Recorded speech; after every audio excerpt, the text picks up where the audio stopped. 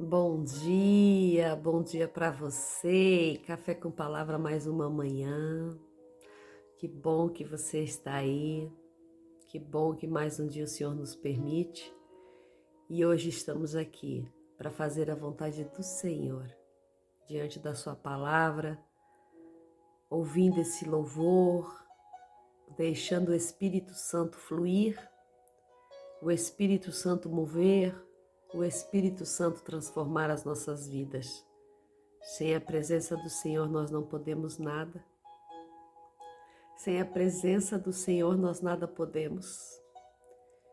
E muitas vezes, muitos dias, haverão tempos difíceis, diz a palavra, mas enquanto estivermos firmados em Cristo, enquanto estivermos conectados com a presença do Espírito, enquanto estivermos alicerçados na palavra, teremos êxitos, teremos força para permanecer, força para continuar.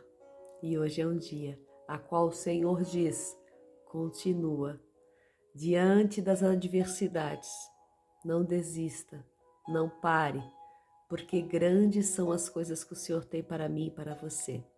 Que essa manhã seja uma manhã de vitória, uma manhã de bênção. Atos capítulo 20, a partir do versículo 29 vai dizer assim: porque eu sei que depois da minha partida entrarão no meio de vós lobos vorazes que não pouparão a grei.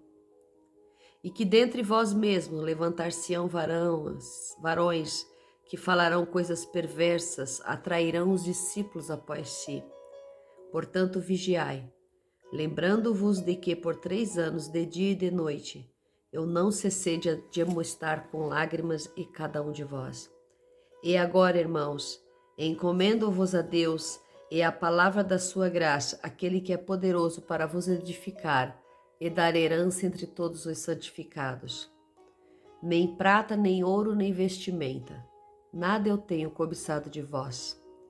Vós mesmos sabeis que estas mãos me serviram nas minhas necessidades e aos que estão comigo. E em tudo vos mostrei que, trabalhando dessa maneira, é necessário acolher os enfermos e recordar as palavras do Senhor Jesus. Mais bem-aventurado é dar do que receber. E tendo dito isso, pôs-se de joelhos e orou com todos eles. E houve um grande pranto entre todos, e lançando-se sobre o pescoço de Paulo, o beijaram. Entristeceu-se muito, sobretudo por causa daquela palavra que dissera, que não veriam mais o seu rosto. E eles o acompanharam até o navio. Amém?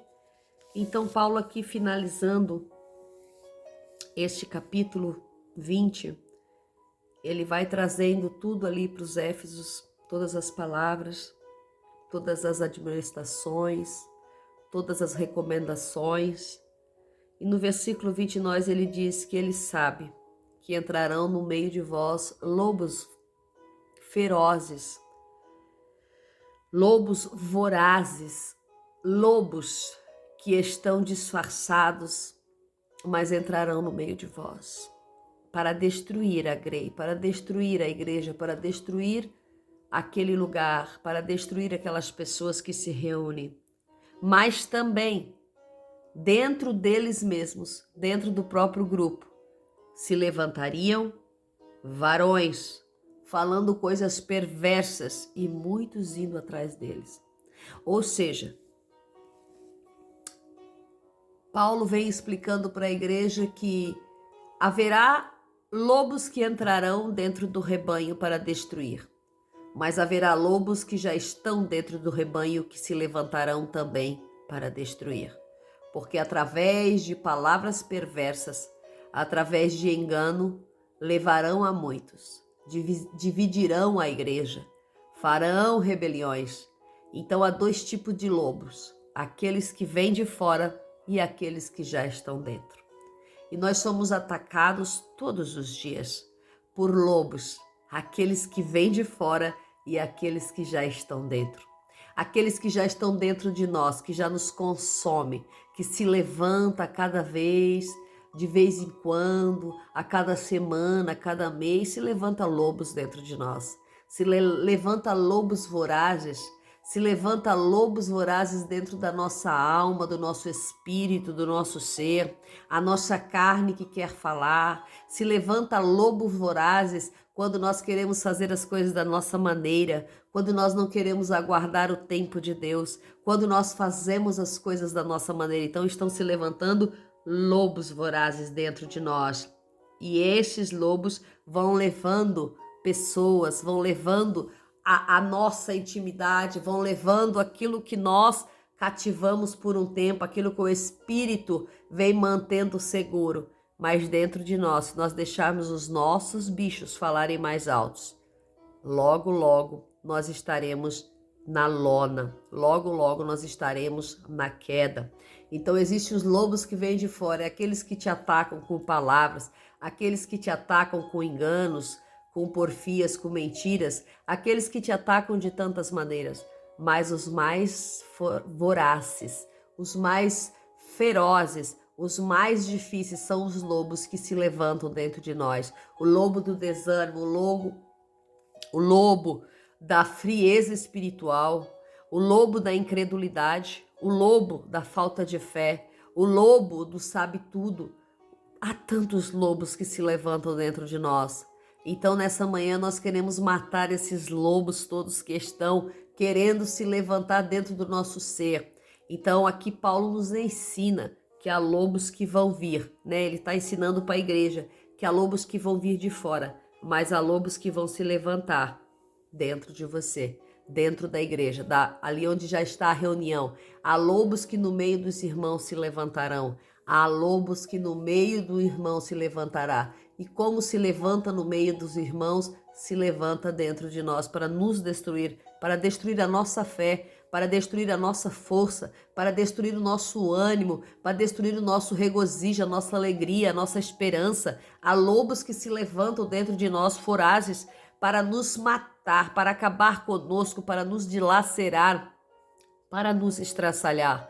Mas nós temos um Deus que cuida de nós, nós temos um bom pastor que cuida do rebanho, nós temos um pastor que cuida do nosso sentimento, das nossas emoções, nós temos um bom pastor que cuida do nosso ser. Então não tenha medo nessa manhã, se tem lobo se levantando, tem um bom pastor que está chegando com o seu cajado, está chegando com sua vara, para afastar os lobos, para afastar as dores, para afastar aquilo que estão lançando contra você. Há um bom pastor que cuida de você. Aleluia! Então, e Paulo vai falando que para eles vigiar. Então, vigiamos nessa manhã. Vigiai, vigiai, porque eu estive aqui por 3 anos cuidando de vocês. Eu estive por 3 anos admoestando. Eu estive ensinando, mas Paulo ensinava, mas muitas vezes eles nos ensinam. Muitas vezes a palavra nos ensina, mas nós somos frágeis. Nós não acreditamos, nós não esperamos, nós não entendemos aquilo que a palavra está falando conosco. E nós caímos. E aí, de repente, a palavra do Senhor vai dizer que Paulo diz que eu admoestei com lágrimas. E agora encomendo-vos vós a Deus pela graça.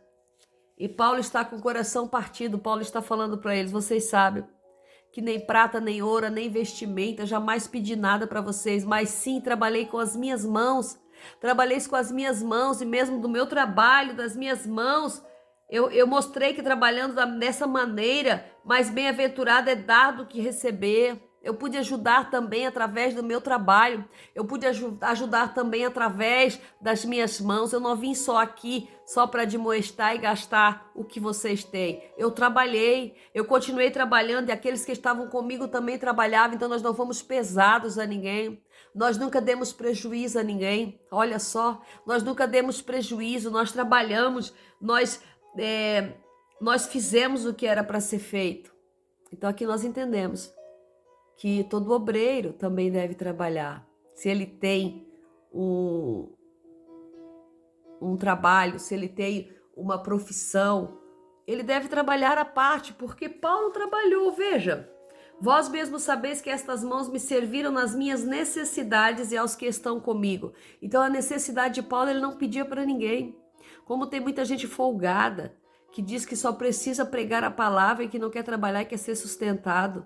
muita gente folgada. Aqui Paulo trabalhou, é as suas próprias mãos que cobriram as suas necessidades, porque Deus deu o artesão de fabricador de tendas para Paulo. Nós vimos que ele tinha lá sempre um encontro com Áquila e Priscila, porque eles fabricavam tendas, eles tinham ali um negócio de tendas, e Paulo trabalhou com eles, Paulo morou com eles, e Paulo arrecadou através das suas mãos, através do seu trabalho.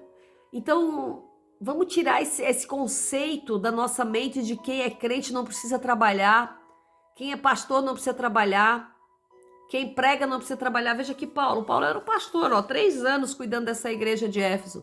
Ia e voltava, fazendo as suas viagens, mas trabalhava onde passava, trabalhava. Aonde passava era digno do seu trabalho.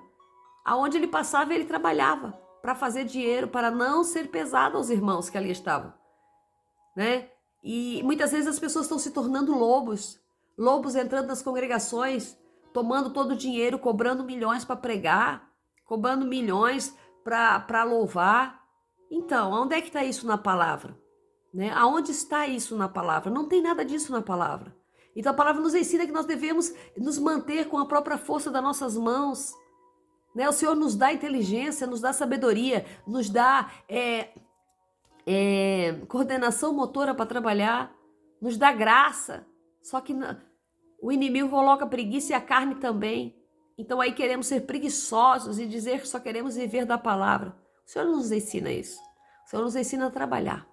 O Senhor nos ensina a sermos obreiros qualificados, termos uma profissão, pensarmos que temos que ter um sustento, principalmente homens, né, que são os provedores dos lares, que deixam as mulheres trabalhando e eles ficam em casa. Tá errado. A palavra não ensina isso. Você já perdeu o seu conceito de homem. Então depois não há mais, aí depois há problemas no casamento, há problemas com situações porque a mulher não admira mais o esposo, porque ele já não trabalha, ele só fica deitado no sofá. Então ali já se perdeu tudo o conceito de Cristo. O conceito de Cristo, o conceito de Deus, né? Que o homem é provedor, a mulher é submissa, que deve amá-lo. E o homem deve cuidar, proteger, honrar, sustentar. Pois é, a palavra do Senhor, ela nos dá graça, nos dá sabedoria todos os dias. Então, que nós possamos entender que nós, obreiros da casa de Deus, nós temos que estar atentos aos lobos vorazes que se levantam do lado de fora, mas também do lado de dentro de nós. E um dos lobos vorazes é a preguiça, né? A preguiça que faz com que a gente não quer trabalhar, a preguiça que faz com que a gente não quer se movimentar, a preguiça que faz com que a gente só quer viver da palavra. A palavra sustenta, sim, na hora da necessidade, sim. Sustentou Elias, a viúva de Serepta sustentou Elias, logo uma viúva, mas foi pela graça de Deus, foi para nos ensinar que Deus estava com Elias aonde ele fosse. Mas é uma situação diferente, aqui nós estamos vendo que Paulo trabalhava, Paulo se autossustentava. Então nós vamos entender que Paulo ali está se despedindo da igreja e houve grande pranto, grande choro, grande tristeza, porque Paulo disse que já não os veria, que eles não veriam mais o seu rosto. Então eles se ajoelham, oram, choram, entregam-se a esse sentimento de despedida. E Paulo parte, vai para o navio e eles acompanham Paulo até o navio. Eles acompanham Paulo até a sua viagem, eles acompanham Paulo até a sua partida. E que nessa manhã nós possamos ter pego um pouquinho daquilo que o Senhor quer falar ao nosso coração. Que nós devemos nos entregar a Ele, cuidar com os lobos vorazes que saem de dentro de nós, que estão dentro de nós, os que estão fora, e também que nós devemos nos manter com as forças das nossas mãos, com o trabalho que é digno. Deus abençoe você, tenha um dia abençoado em nome de Jesus.